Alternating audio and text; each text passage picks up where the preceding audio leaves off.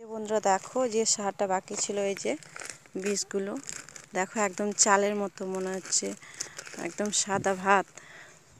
দেখো বন্ধুরা এই বীজগুলো এখন মিক্সচার করে নিচ্ছে এই যে বাবা, এই যে বাকিগুলো কেটে নিচ্ছে।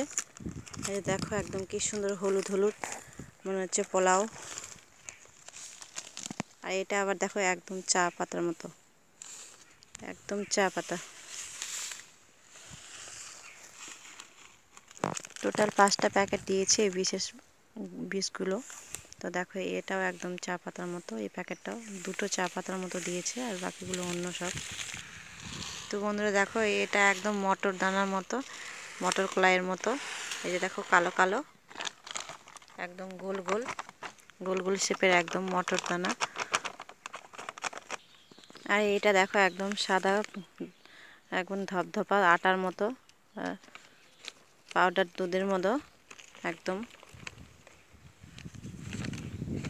তো বন্ধুরা দেখো এটা এখন মিক্সচার করে এটাও জমিতে ছিটিয়ে দেবে। তো এই যে এখন মিক্সচার করে নিচ্ছে বাবা, দেখো।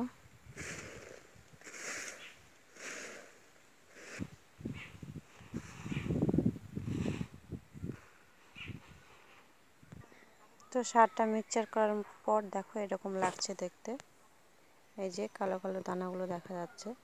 তো দেখো এই যে বাবা ছিটিয়ে নিচ্ছে মিক্সচার করা সারগুলো। তো আর হ্যাঁ বন্ধুরা, এই যে এই বাগানটা দেখাতে ভুলে গেছি, এটা আমাদের আমের বাগান। এই পুরোটাই একদম রাস্তা থেকে এটা অনেক রকমের আমের গাছ আছে। তো টোটাল 17টা গাছ আছে এখানে আমাদের। তো এই পুরো বাগানটা আমাদের হয়।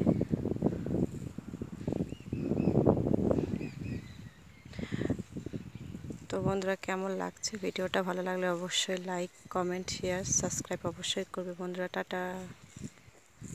আর আমের সময় তো দেখাতে ভুলে গেছিলাম এই বাগানটা, তো এখন দেখিয়ে দিলাম তোমাদেরকে। যখন আবার আম হবে তখন আবার ভালো করে পুরোটা দেখিয়ে দিব।